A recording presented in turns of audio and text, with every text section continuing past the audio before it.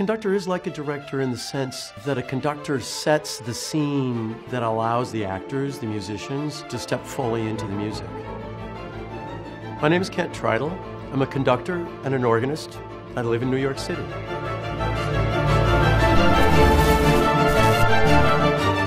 Conducting is kind of mysterious and not so mysterious. These beat patterns, anyone can learn, and they're in textbooks, as are the concept of legato,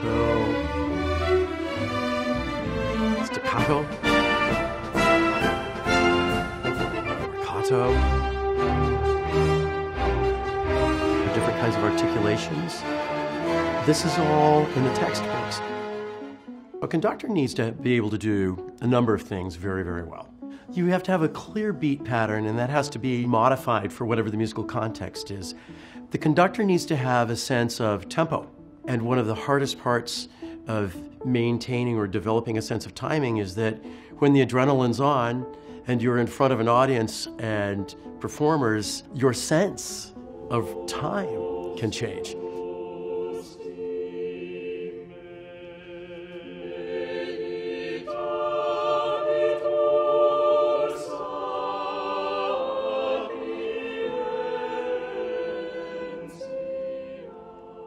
Communication is a very big part of what the conductor needs to do. There is the communicating of the conductor's own interpretation of the music and how to do that in an open way that invites people in. On the communication level, I've found the most fulfilling moments to be when I am just empty and facilitating a conduit of energy that comes from the player, goes back to the player or the singer. And that's all about communication. The very first things that we teach with my students, we go into the beat patterns themselves. So this is called the upbeat. And in fact, starting and stopping is the most important thing that the conductor does. How you give that upbeat connotes the tempo and connotes the character and the dynamic. We have one. One is simple. 1, 1, 1. When we do a 2-beat, we have 1, 2, 1, 2.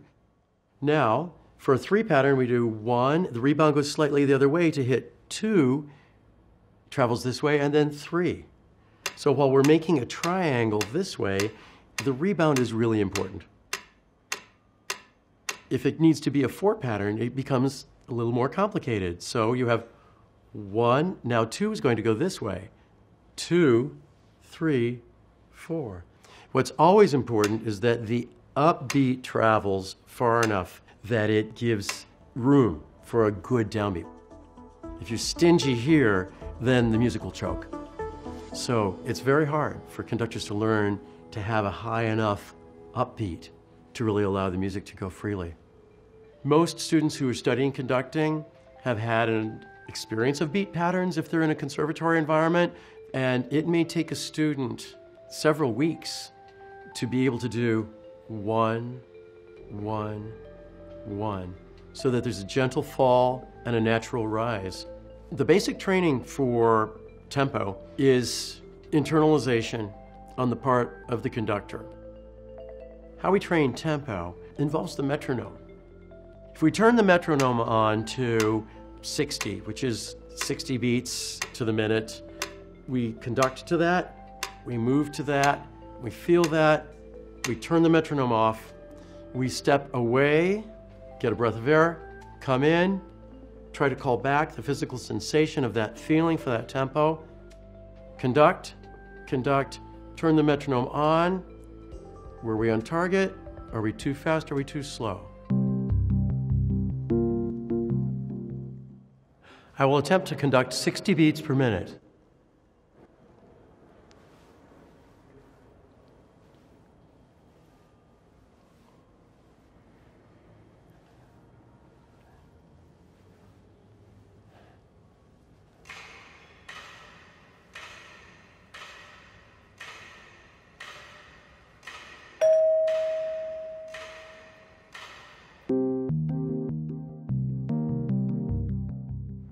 Let's try 120.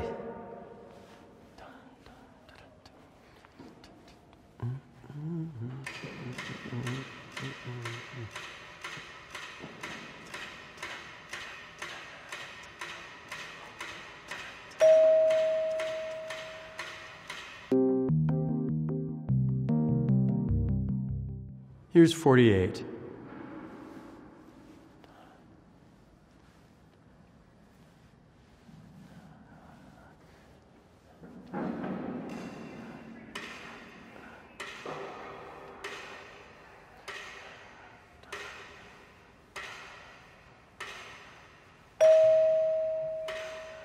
The fact of the matter is we become excited, our heart rates raise, and then our perception of tempo can actually run ahead of us, so that a tempo that we thought was 120 is actually 132, because our whole physical body is in a faster tempo to begin with. So regulating mentally to be at the right tempo when something crazy has gone on in a performance is a real challenge. So there's a tradition in conducting of right-hand, left-hand independence. Mainly tradition has had that the right hand, since most people are right-handed, is the hand that is going to take precedence with beat and with entrance. And that the left hand is going to add more kind of musical elements, phrasing, cutoffs, specific articulations, perhaps specific cues. So a cue can be done, for example, here, percussion, bang, there they are. Or if they're over here, there it goes. Or you might do the cue, percussion, there. There are other times when the left hand actually mirrors the right hand. And so you do exactly the opposite just to create a sense of flow. There are other times when the left hand really does things that are additive.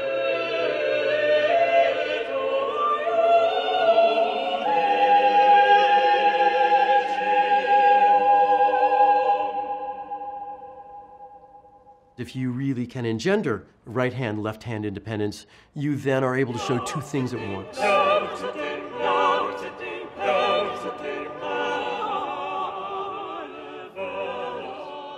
We have an exercise which is to do the beat pattern and then to do, for example, crescendo diminuendo.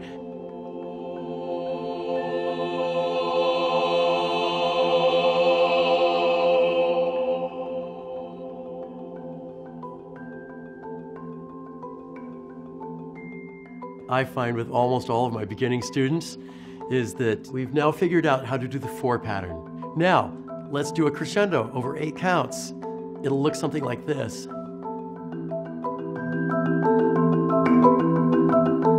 The arm will go with the beat pattern. And of course, you want the arm to be seamlessly engaged, showing something completely different. The pacing and the independence of the quality of motion is really one of the great obstacles that young conductors have to overcome. More than anything, the conductor's job is to create a sense of architecture. And the conductor can only do that if the conductor understands the form. We look first at the larger structure, break that down into components. We look at what's happening harmonically with those components in terms of key relationships throughout. We look at how the individual and smaller components are made up themselves, whether they're what we call sonata form or a fugue in another form. A conductor needs to be able to, at any moment, sing any one of the parts in that work. All the vocal parts, all the instrumental parts. You're doing solfege, you're playing at the piano, you're singing the parts, you're putting it together, reassembling the score in your brain. That is what then empowers the conductor to be open and in control without being in control. And it's also what empowers the conductor to go wherever the conductor is needed in a performance. There's a part of conducting that is showmanship, and the conductor always has to be careful that that doesn't kind of take hold and run. Some people conduct because they like to stand on a podium and control other people. That's the ego conductor. Other people conduct because they really want to be part of a picture that's larger than themselves. They want to bring a sense of musicality and interpretation, and they want to facilitate the hookup of all the people who are involved in performing. There are many times where large gestures are completely appropriate, and the music really reflects that. There are times when a conductor makes large, flamboyant gestures beyond such a scale so that in the end, not one of them means anything.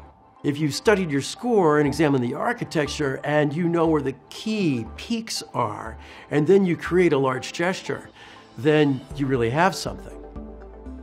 In the performance, we go as best we can to the zone where we're completely open, completely alive, interacting, receiving the information, preparing the scene before the information happens.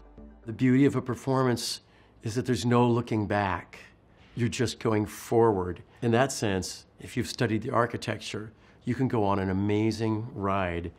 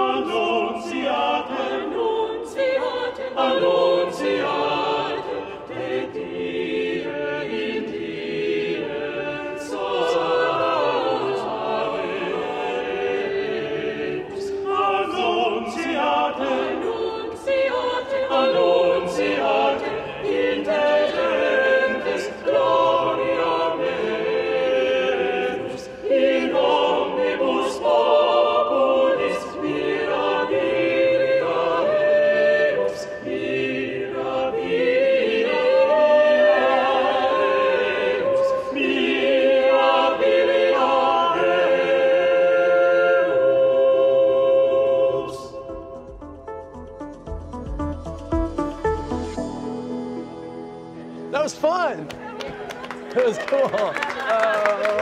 Oh, thank you.